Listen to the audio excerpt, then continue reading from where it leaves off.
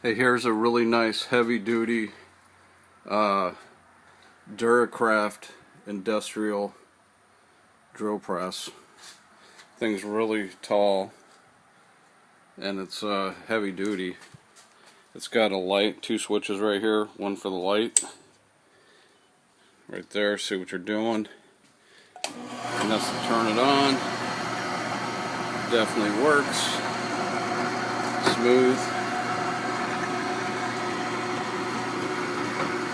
It's got a pretty big, reach on the thing also.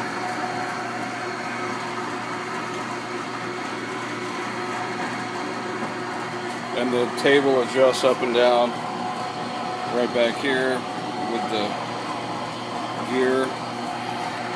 And of course it has the chuck and everything. So it's pretty cool.